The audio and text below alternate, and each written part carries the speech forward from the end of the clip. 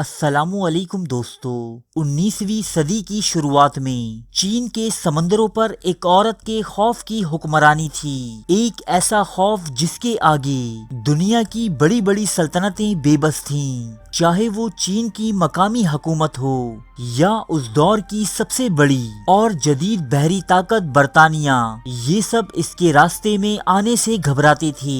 یہ خوف تھا چین کے ساحلی شہروں، گاؤں اور بحری جہازوں کو لوٹنے والے بدنام زمانہ دی فلیٹ آف ریڈ فلیگ، یعنی لال جھنڈوں والے بحری بیڑے کا، جس کی قیادت کرتی تھی چنگشی نامی ایک انتہائی خوبصورت اور جوان عورت۔ اس عورت نے سمندروں میں لوٹ مار کر کے نہ صرف بے تحاشا دولت جمع کر رکھی تھی، بلکہ اپنے خوف کے بلبوتے پر ایک اندیکھی سلطنت بھی قائم کر لی تھی۔ جنوبی چین کے ساحلی علاقوں اور سمندروں پر اس کا سکہ چلا کرتا۔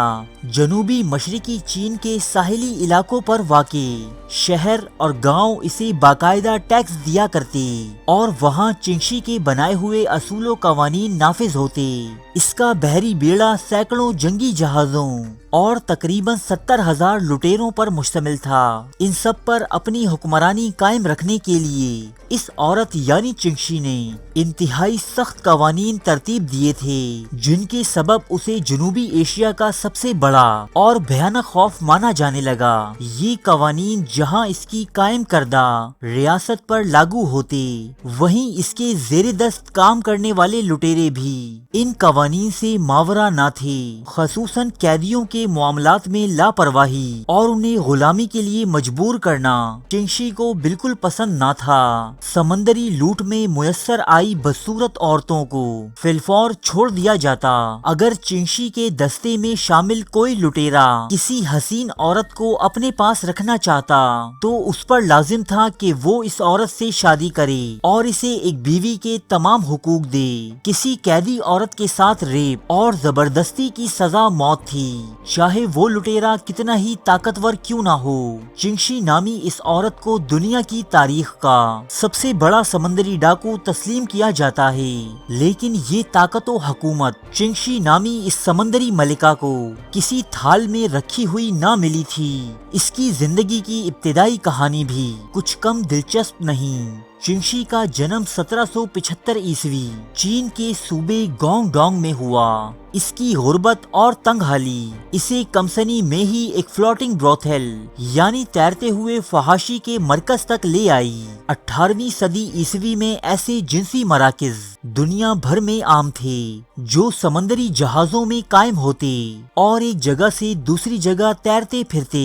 چنگشی بھی 2 وقت کی روٹی کمانے کی خاطر کینٹون شہر کے ایک ایسے ہی عصمت فروشی کے ٹھکانے پر بطور جسم فروش عورت کام کیا کرتی۔ اس کی زندگی میں تبدیلی اس وقت رونما ہوئی کہ جب ایک خطرناک سمندری ڈاکو زینگ یی نے اس کے کہبہ خانے میں لوٹ مار کی غرض سے چھاپا مارا اور وہ تمام جسم فروش عورتوں کو اپنے ساتھ اٹھا لے گیا، جن میں چنگشی بھی شامل تھی۔ جلد ہی چنگشی کے حسن اور اس کی ذہانت و قابلیت نے اس ظالم ڈاکو کے دل میں اپنی محبت کی شمع روشن کر دی اور اس نے چنگشی سے شادی کر کے اسے اپنی ملکہ کا درجہ دے دیا۔ زینگ یی کی ملکہ بننے کے بعد ہی دنیا کو چنگشی میں چھپی بے مثال قائدانہ صلاحیتوں کا علم ہوا کہ جب اس نے دیکھتے ہی دیکھتے اپنے شوہر کے زیر دست لٹیروں کے ایک چھوٹے سے گروہ کو ایک بڑے اور جنگجو سمندری بحری بیڑے میں تبدیل کر دیا۔ ابتدا میں اس بحری بیڑے میں شامل جہازوں کی تعداد 200 تھی، جو چنگشی کی کاوشوں سے پہلے 600 اور پھر بعد میں 1800 جہازوں تک جا پہنچی، جن میں 50 سے 70,000 جنگجو سفر کرتے اور یہ تمام چنگشی اور اس کے شوہر کے تابع تھے۔ کامیابیوں کا یہ سفر اپنے عروج پر تھا کہ ان دونوں کی شادی کے صرف 6 سال بعد ہی اچانک چنگشی کا شوہر زینگ یی اس دنیا سے چل بسا۔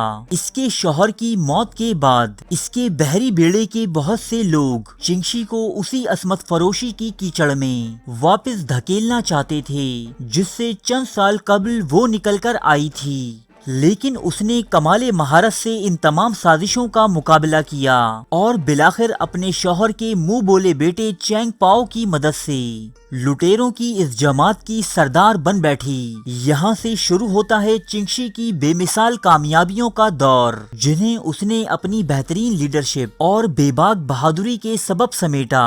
اس نے اپنے بحری بیڑے کو انتظامی طور پر کئی حصوں میں تقسیم کیا، جنہیں پہچان کے لیے مختلف رنگوں مثلا نیلا، ہرا، کالا اور لال سے مزین کیا۔ لال رنگ کے جہاز ہمیشہ اس بحری بیڑے کی سربراہی کرتے جن میں چنگشی خود سوار ہوتی، اسی لیے اس کے بیڑے کو دی فلیٹ آف ریڈ فلیگز کہا جانے لگا۔ چنگشی وہ پہلی سمندری ڈاکو تھی جس نے لوٹ مار کے قوانین یعنی سمندری لٹیروں کے لیے ایک آئین ترتیب دیا۔ اس آئین میں قیدیوں کے حقوق سے لے کر لوٹ کے مال کی تقسیم تک کے سب طریقے درج تھے، جس کے مطابق لوٹ کے مال کا صرف 20% حصہ ہی لٹیروں کو ملا کرتا، جبکہ باقی 80% اس بیڑے کے مشترکہ فنڈ میں جمع ہوتا۔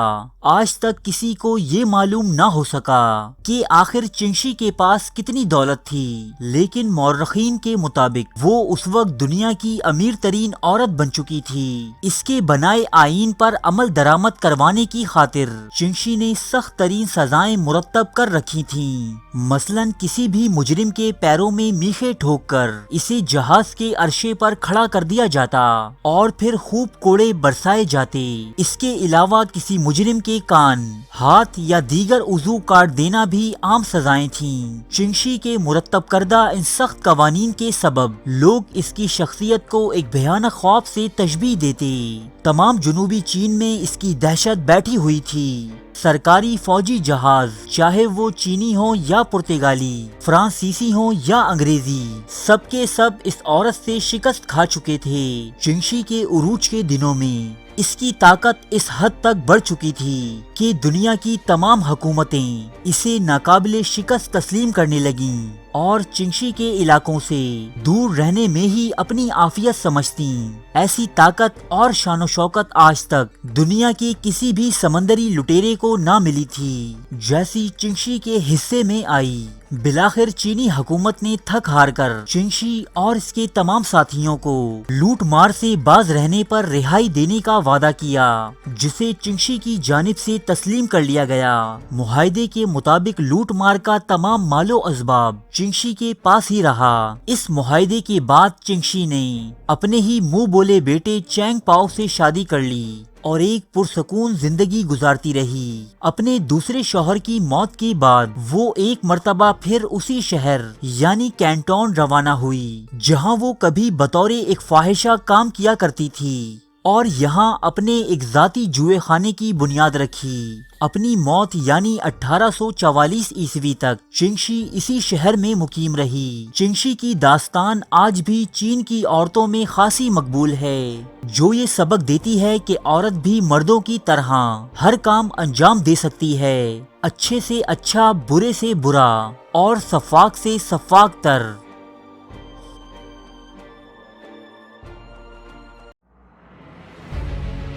تاریخ کے موضوع پر پاکستان کا سب سے بڑا چینل، جہاں ملتے ہیں سچے واقعات مستند حوالوں کے ساتھ، قدیم تہذیبوں کے عجیب و غریب حقائق، افسانوی داستانوں کے پیچھے چھپی حقیقت، زندگی بدل دینے والی اسلامی حکایات، قدیم اور جدید جنگوں کے احوال، دلچسپ اور پراسرار واقعات، بادشاہوں اور جرنیلوں کی عیاشی کی داستانیں، ملکاؤں اور کنیزوں کی شرمناک کہانیاں۔ یہ سب اور بہت کچھ دیکھنے کے لیے سبسکرائب کیجیے اردو ڈائری کو۔